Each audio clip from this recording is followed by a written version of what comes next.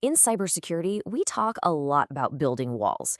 But what happens when someone actually gets inside? That's what we're digging into today. We're looking at the one metric that really measures your ability to fight back. It's called mean time to contain. And honestly, getting a handle on this is a total game changer for how resilient your organization is. Okay, let's just get this out of the way. Cyber attacks are going to happen. It's inevitable. You could have the best defenses in the world, and they will eventually be tested. So the real question isn't if you'll face an incident, it's how fast you can stop the damage when you do. And that's exactly where this key metric comes into play. So let's start by just accepting a pretty tough reality, the inevitable breach. Look, prevention is absolutely critical, but it's really only half the battle. A truly solid security strategy has to plan for that moment when an attacker somehow slips through the cracks. Think about it like this. Most security programs are amazing at building walls, right? That's your prevention, your firewalls, your patching, and they've got plans for what to do after a disaster. That's recovery. But what about the fire itself? The smoke alarm goes off, that's detection, and rebuilding the house is recovery. We're going to focus on that super critical part in the middle, actually putting the fire out before it burns the whole place down. And that brings us right to mean time to contain, or as you'll see it, MTTC. This is the metric that fills that huge gap between spotting a problem and cleaning it all up. It's not just about knowing something is wrong. It's about actively stepping in and taking control before things spiral out of control. So what is it exactly? Well, mean time to contain is basically the average time it takes your team to stop an incident from getting any worse after you've already found it. And this is key. This isn't about the full, deep cleanup. This is the emergency response. It's about stopping the bleeding, fast, to prevent more damage. Now, MTTC doesn't just exist on its own. It's part of a really critical sequence. You've got mean time to detect, or MTTD, which is all about how fast you spot a problem. Then you've got mean time to resolve, MTTR, which is the whole cleanup process from start to finish. MTTC is the crucial bridge right in between them. And it answers a super important question. How long does your business stay vulnerable after you already know there's a threat? So what does containment actually look like in the real world? It's not some abstract idea. It's about taking these really quick, decisive actions.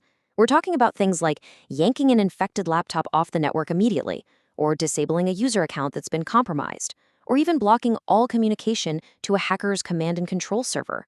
These are those rapid-fire actions that literally stop an attacker in their tracks.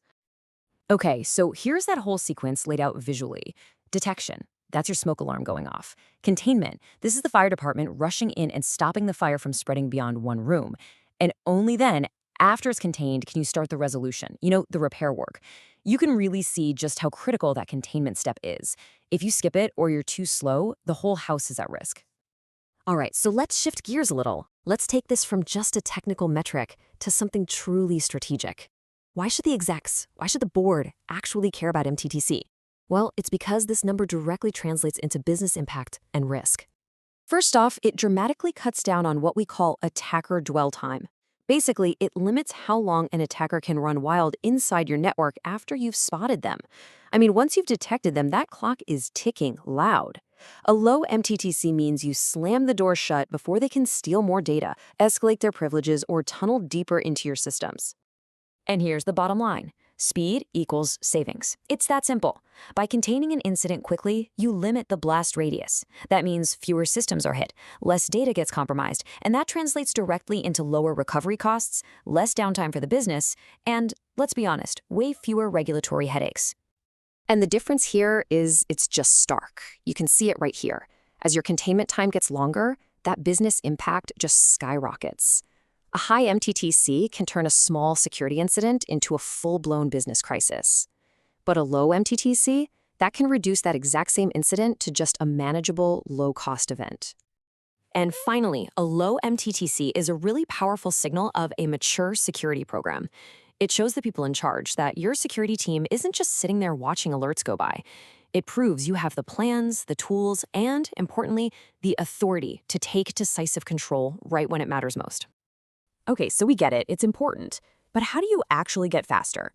Let's break down 4 really practical ways you can start lowering your organization's mean time to contain. Look, improving your MTTC isn't about finding one magic tool. It's all about preparation and having a solid process.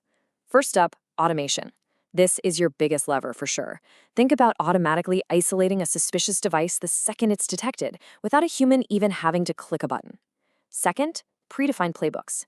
These are your game plans. They give your team a clear script to follow for different scenarios, whether it's ransomware or a phishing attack. Third, and this one is so crucial, you need pre-authorized runbooks. Your analysts have to know exactly what they're allowed to do at 2 in the morning without having to wake up half the company for approvals. And finally, you have to practice. Regular drills, simulations, this is what turns a chaotic, panicked response into pure instinct and muscle memory. So let's bring this all together. We've walked through the life cycle of an incident, but it's so important to understand that containment isn't just another step in the process, it is the decisive moment in any incident response. You know, there's a really great way to think about this, and it's that containment is the decisive moment where security operations move from awareness to control. Think about that. Detection just gives you awareness, but containment, that's where you actively take back control from the bad guy. It's the moment you shift from being a victim to being a defender. So ultimately, the real measure of your security resilience isn't just about what you can prevent. It really all comes down to this one question. In a crisis, when things go wrong, how fast can you regain control?